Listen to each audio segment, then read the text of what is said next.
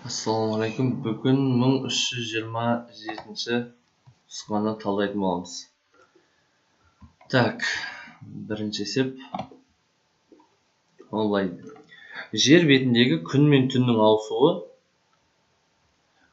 ауысуы жердің өз өсінен айналуына байланысты. Осы жағдайда санақ денесі. Санақ денесі, яғни кез келген нәрседе біз қозғалыс жасаған кезде санақ денесін таңдап аламыз. Яғни мысалы қандай да бір жер бізде күн бойынша күнге қатысты қозғалады. Яғни бұл жерде біз күнді оның санақ денесі ретінде аламыз, жердің санақты денесі. Келесі.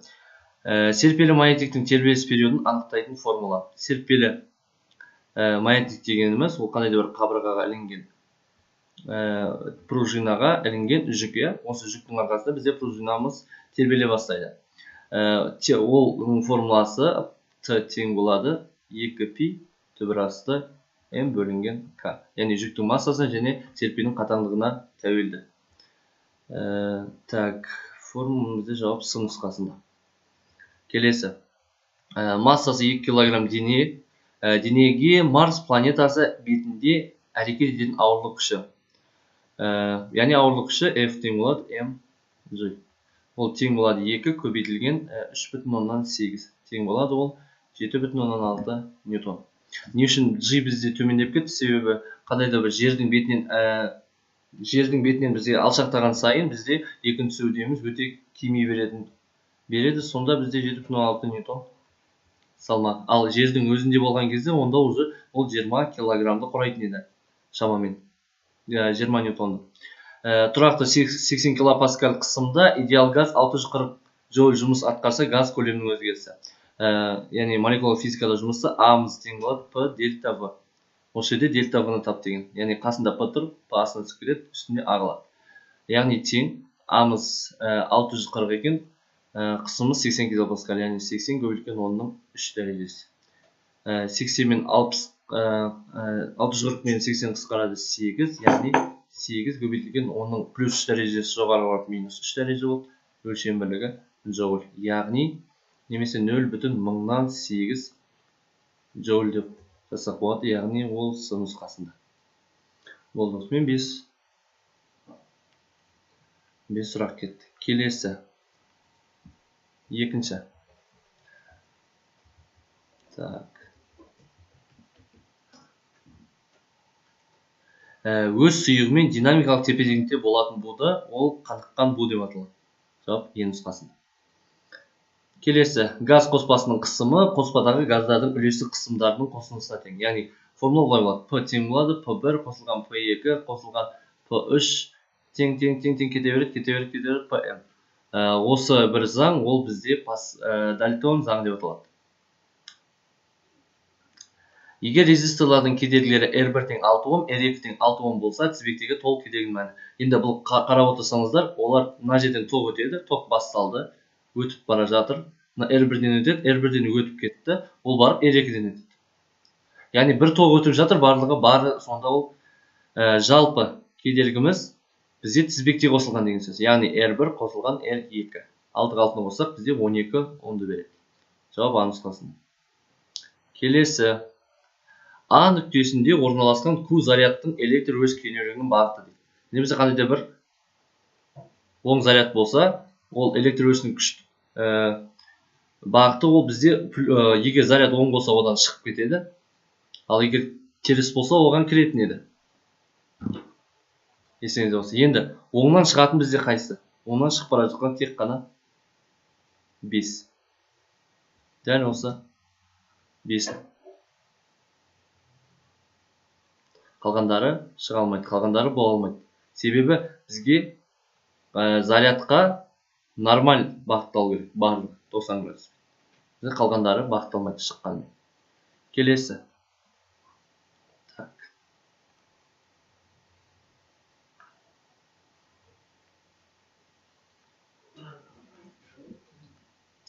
Келесі арнайы салыстырмалық теория бойынша дененің массасының жылдамдыққа тәуелділік формуласы. Енді бұл кванттық Эйнштейннің салыстырмалық теориясында бар. Яғни бұл масса, яғни кез келген дене жарық жылдамдығына шамалас жылдамдықпен жүрсе, оның массасы артады деген сөз.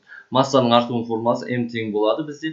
m0 бөлінген төбір асты 1 минус v квадрат бөлінген c квадрат. Яғни бізде ол болу қажет, ол А нұсқасында ғана. Келесі, шашыратқыш линзаларды көрсетеді. Шашыратқыш линзаның 3 түрі бар өзі. Олар біріншісі қос ойыс, жазық ойыс, ол дөңес ойыс. Яғни бізде тек қана мынауымыз бізде жинағыш линза, мынауымыз жинағыш линза, яғни тек қана екіміз шашыратқыш линза, яғни қос ойыс деп аталады. Себебі екі жағынан ойысталып тұр. Келесі, массасы 40 кг жүк тыныштық күйінен 8 секунд бойы еркін құлайды. Бұл кезде ауырлық күшінің жұмысы неге тең болады? Енді формула бойынша ауырлық күшінің жұмысы түсіп келе жатса mgh-қа тең болады. Яғни потенциалдық энергияға тең болады. Ал бізде потенциалдық энергияда h бар. Яғни m бар, g бар, бізде h жоқ. H-ның формуласы егер дене еркін құлайтын болса, онда формуламыз жт квадрат бөлінген 2-ге тең болады. Осы жерде 10 көбейтілген t-мыз 8-дің квадраты 64 бөлінген 2. Яғни 32, жауап 320 метр. 320 метр биіктіктен еркін құлайды екен. Яғни жұмысымыз сонда 40 көбейтілген 10 көбейтілген 320-ға тең болады. Так, 128 көбейтілген 10-ның 3 дәрежесі джоульға тең болады. Немесе 120 кило джоульға тең болады. Жауап В нұсқасында. Келесі.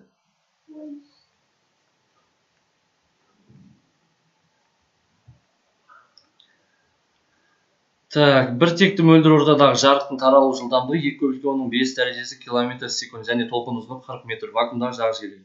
Вакуумдағы жарық жиілігінің формуласы В бөлінген лямбда. Осы жердегі жылдамдығымыз 2 көбейтілген 10-ның 5 дәрежесі және километр болғанда 10-ның 3 дәрежесі қосылады және бөлінген 40. Так, тең болады. Былай істейік, 2000-ды көбейтілген 10-ның 5 дәрежесі, 3 дәрежесі 2000 тіркейік және 40. Бір нөлдер қысқарады, 204-ке бөлсек бізде ол 50 көбейтілген 10-ның 5 дәрежесі. Немесе 5 көбейтілген 10-ның 6 дәрежесі герц. Яғни 10-ның 6 дәрежесі мега деген болады, онда 5 мега герцті береді. Жауап В нұсқасында. Келесі, Штерн тәжірибесі дәлелдейтін молекулалардың орташа квадраттық жылдамдығы формуласы. Бізде екі ғана формула бар, ол В тең болады 3kt бөлінген m0, V тең болады түбір асты 3rt бөлінген үлкені. Яғни бізде формулада мынау немесе мынау болу қажет. Так, бізде мынау жоқ. Тек қана D нұсқасында жоқ.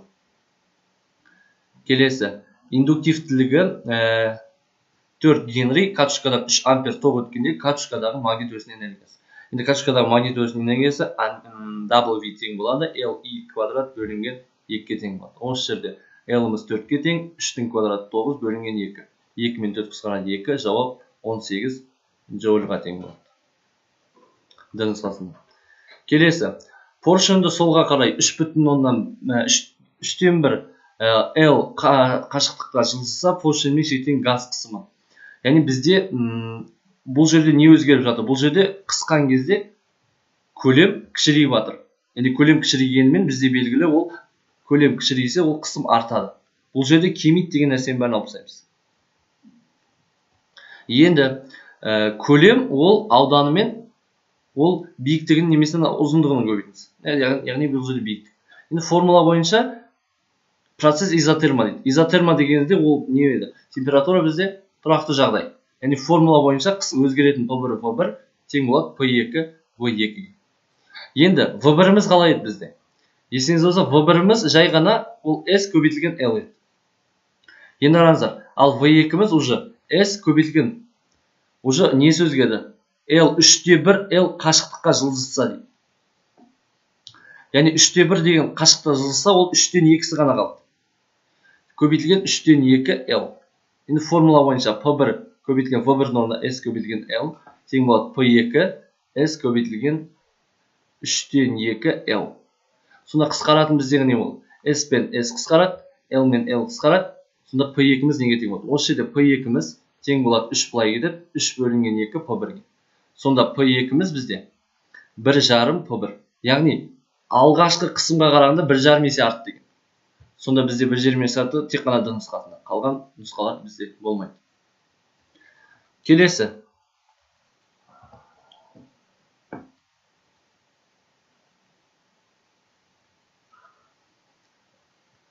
Денде салмақсыздық күйге түсу үшін қажетті үдеу және оның қозғалыс бағыты.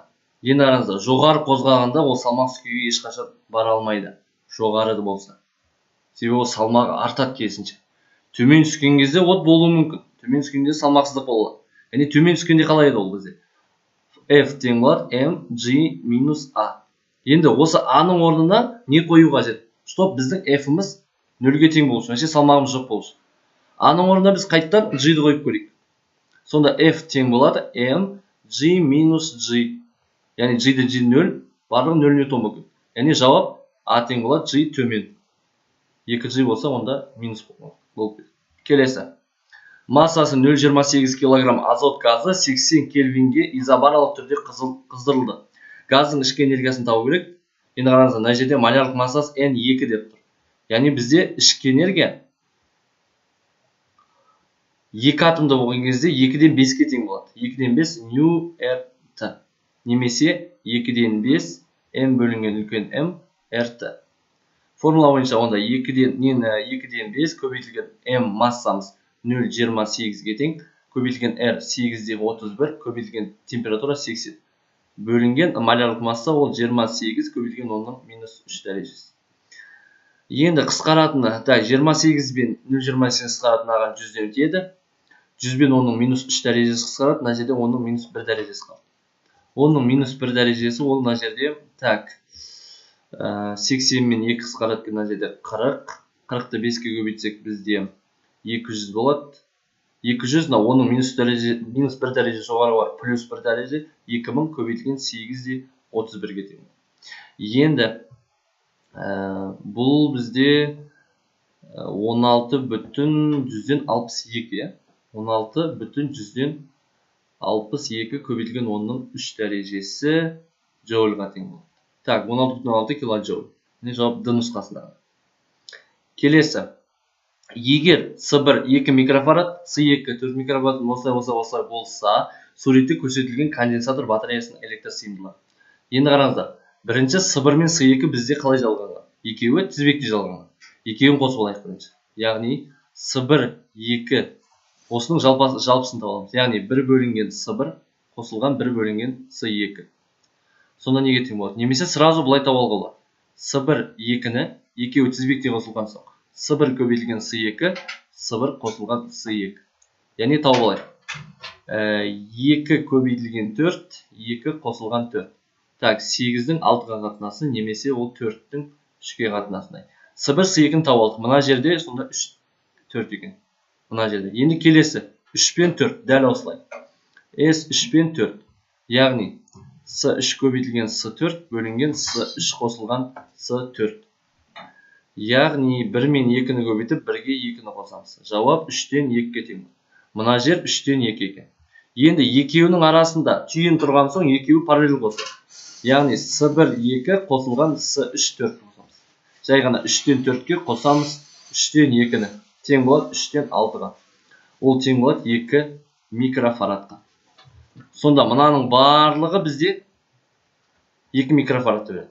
Енді оны қосу керек С5-ке. С5-ке ол тізбекте қосылады. Сондықтан С жаңағы барлығын қосу қажет С5-ке.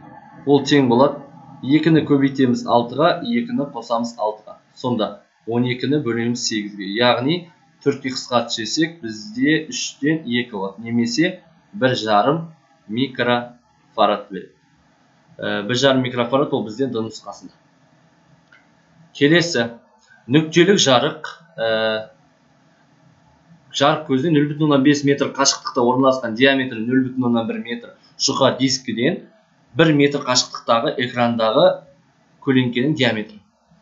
Енді бұл есеп шығару үшін, мысал қараңыздар, қандай да бір нүктеліктен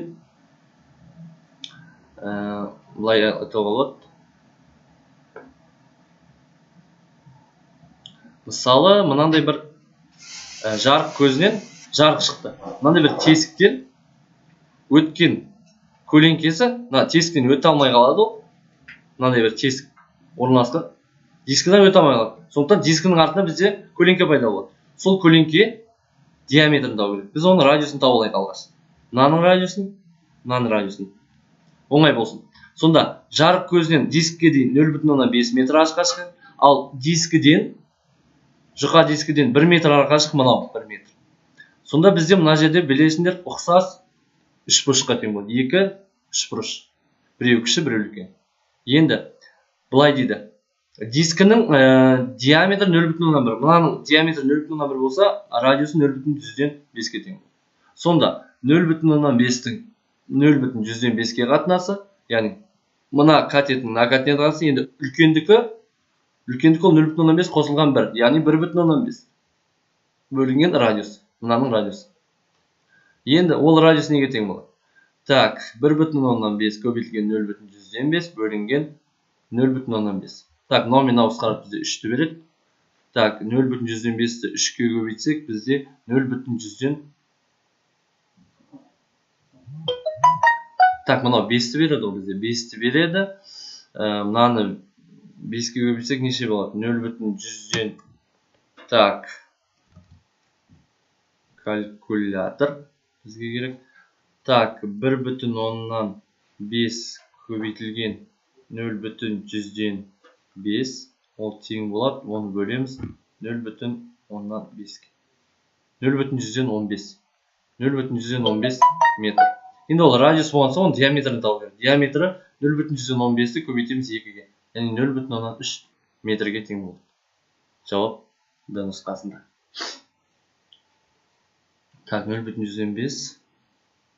0,115. Аха, 1 метр 0,115 онда болсын. Так, келесі.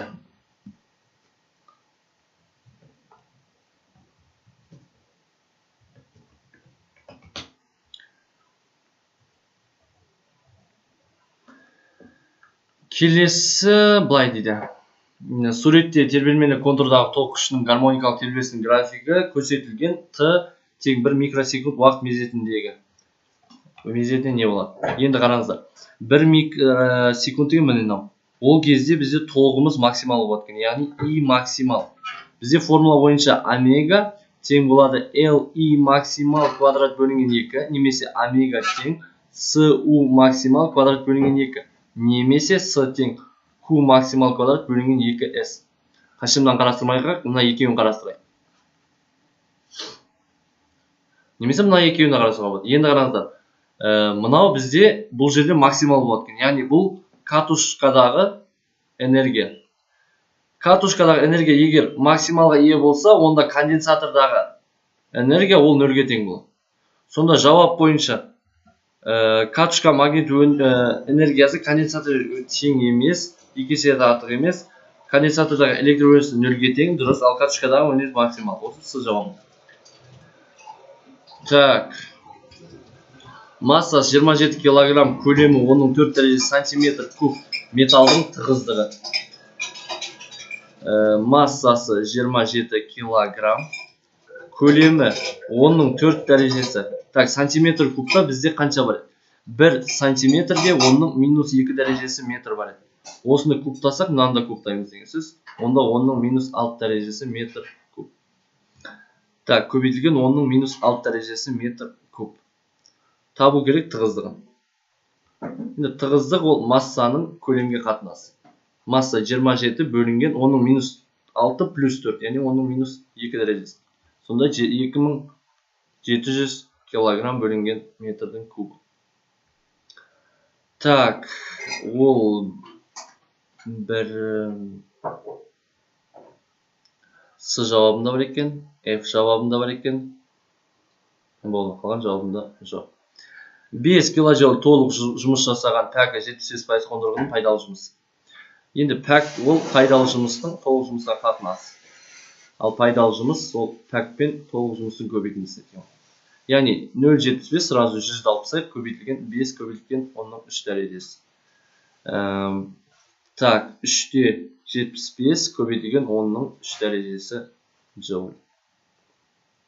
3-те 75 В, так, 3750 және де 375 килоджоуль.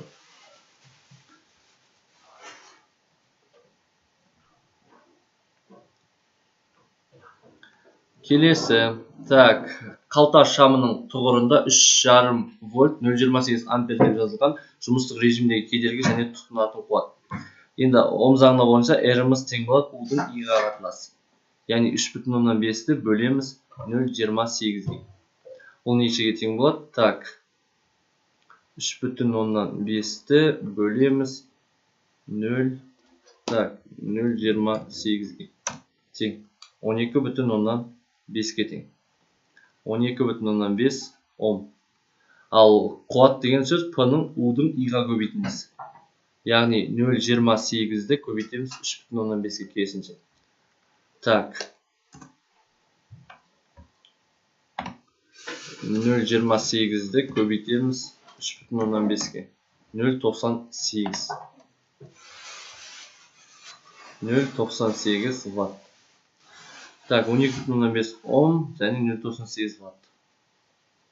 Келесі. Магнит индукция векторының өлшем бірлігі. Яғни V деп белгіленеді, өлшем бірлігі Тесла деген. Немесе V-мыз тең болады F максимал бөлінген I L-ге тең болады.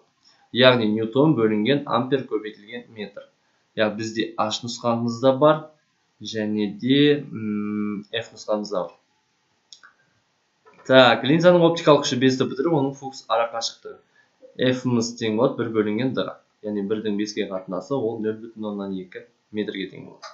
Жауап А нұсқасында немесе 20 см F нұсқасында болады. Так, келесі. Ұзындығы 3 метр болатын массасы 12 кг қайықтың бір басында массасы 60 кг адам отыр. Егер адам қайықтың бір басынан екінші басына қарай орын ауыстырса, қайықтың жылжитын ара қашықтығы. Енді бізде адам тек қана 3 метр ғана жылжи алады. Бұл жерде M көбейтілген V тең болады M1 қосылған M2 V. Егер адам жылжыса, онда қайық онымен бірге жылжиды деген. Енді V-ның орнына біз S бөлінген T. Екеуі де бірдей уақытта жылжыған соң, T-лары бірдей. T1 тең T2 деп алсақ болады. Енді мынау адам M1 деген ол бала болсын, ал M2 ол қайық. Енді қараңыздар. Адам қанша метр? 3-ақ метр жылжиды. Адам 3 метр жылжиды. Ал екеуінің қосындысы қайық, оның үстінде адам бар, я? Екеуінің қосындысы ол қанша қашықтыққа жылжиды. Енді оны табу үшін X-іміз тең болады. Так, адамның массасы, так, бір басында массасы 60 кг көбейтілген 3 бөлінген 72-ге тең. Ол тең болады 180-нің 72-ге қатынасы. Яғни, так,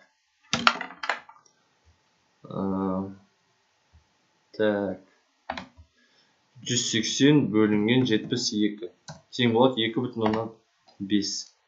Сонда қайық бізде 2,5 метр жылжыған деген сөз. Яғни А жауабында және болды. Келесі.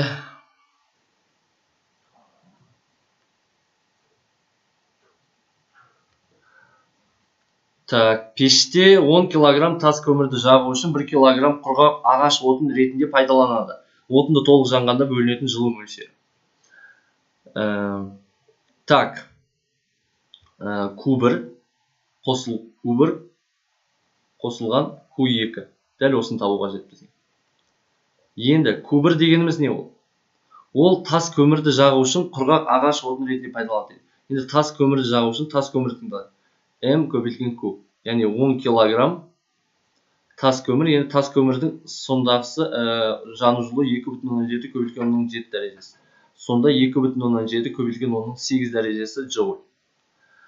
Q тең 1 кг құрғақ ағаштікі 7 дәрежесі. Тең болады ол 0,1 көбейтілген 8 дәрежесі Joule. Сонда екеуін қоссақ бізде екеуінің қосындысы ретінде ол шығады 2,8 көбейтілген 8 дәрежесі Joule. Немесе 28 көбейтілген 7 дәрежесі Joule. Қайсысы бар бізде? Так, 280 мегаджоуль бола алады. 28 көбейтілген 7 дәрежесі бола алады. Басқалары бола алмайды. Келесі. Электромагнит толқынның вакуумдегі толқын ұзындығы 60 метр, ал біртекті ортада 40 метр. Толқынның біртекті ортада тарайтын жылдамдығы. Енді вакуумда 60 метр екен. Яғни формула бойынша былай бізде. V1-дің V2-ге қатынасы ол лямбда 1-дің лямбда 2-ге қатынасы. Енді бізде V1-іміз ол так. Сонда бұлай болсын. V1 бөлінген лямбда 1 тең болады V2-нің лямбда 2-ге қатынасы. V1 дегеніміз ол вакуумда екен. Яғни вакуумда жылдамдығы ол 3 көбейтілген 10-8 дәрежесі. Бөлінген сәйкесінше 60 метр. Енді жылдамдығын білмейміз ортаныкін, бірақ оның толқынын білеміз 40-қа тең болады. Енді оны табу үшін V тең болады 3 көбейтілген 10-8 дәрежесі көбейтілген 40 бөлінген 60. 0 мен 0 қысқарады, 6 мен 3 қысқарады 2, 4 пен 2 қысқарады 2. Сонда жауап 2 көбейтілген 10-8 дәрежесі метр секунд. Так, 200 мега мынау жата алады. Так, 2 көбейтілген 10-8 дәрежесі басқа жоқ деймін. Жоқ екен. Келесі. Температурасы 15 градус Цельсий, массасы 120 грамм шыны стаканға, температурасы 100 градус Цельсий, массасы 200 грамм су құйылды. Жылулық тепе-теңдігін орындайтын температура. Енді бір формула қорытылған бар еді, ол қандай еді? Тета тең болады С1 N1 Т1 қосылған С2 М2 Т2 бөлінген С1 М1 қосылған С2 М2-ге. Енді тең болады. Осыған бәріне қойып шығайық. С1 дегеніміз ол бізде шыны еді. Яғни шынынікі 830 көбейтілген оның массасы бар 120, яғни 120 грамм деген 0,12 килограмм. Көбейтілген оның 15 градус. Қосылған С2, яғни су 4200 көбейтілген оның массасы 0,2 болады. Сәйкесінше көбейтілген 100 градус. Төменде бізде С1 М1, яғни қандай еді? 830 көбейтілген 0,12 қосылған 4200 көбейтілген М2 ол 0,2. Ал енді осыны шығарайық. Так. Бірінші 830 көбейтілген 0,12, оны көбейтеміз 15-ге. Шығады 1494. Так, 1494. Қосылған. Сәйкесінше, так, 4200 көбейтілген 0,2 көбейтілген 100. Тең 84 мың. 84 мың. Келесі, так, біз 830-ды көбейтеміз 0,12-ге. 99,6. 99,6. Қосылған. Так, 4200-ді көбейтеміз 0,12-ге. 840. 840. Тең болады. Так, мына жерде 84 мың. Так, 84 мың емес, уже 85 мың 494 бола ма? Бөлінген мына жерде, так, 840-қа қосамыз 99,6-ны. 939,6. 939,6. Енді бөлейік. Так, 85,494 бөлінген 939,6. Тең. 90 да 98. Ну, примерно ол 91 градус Цельсий деген мағынаны береді. Так, бізде 91 градус ол Д нұсқасында. Градус Цельсий, яғни кельвинге айналдыру үшін оны плюс 273-ке қосамыз. Онда ол 360-ның 364. Немесе 364 кельвинді құрайды. Так, ол G нұсқасында. Болды, басқа Фаренгейт, Реймер деген шкалалар жоқ. Келесі. Так.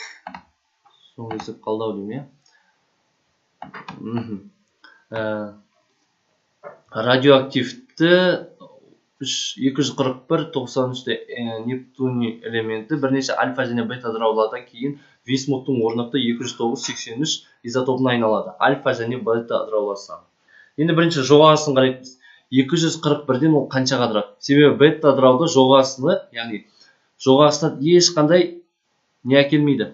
Өзгеріс әкелмейді. Тек қана альфа ыдырауда әкеледі. Яғни 241-ден біз 209-ды алып тастаймыз. Сонда қанша қалады? 11-ден 9-ға 12, мына жерде 3, 32 қалады. 32. Ал бізде альфа ыдырау дегеніміз ол 4 пен 2 еді. Қанша ыдырады екен? Яғни 4x-іміз тең болады 32-ге, x-іміз тең болады 32-ні 4-ке бөлсек бізде 8 рет болады. Сонда альфамыз тең болады 8 рет ыдыраған екен. Ол формула нұсқалар қайсы? Мынау жоқ, мынау жоқ, жеті альфа, мынау. Қайсы болады енді? Ал бета ыдырау, енді қараңыздар. 2x-іміз. Так, асты қалай істеген?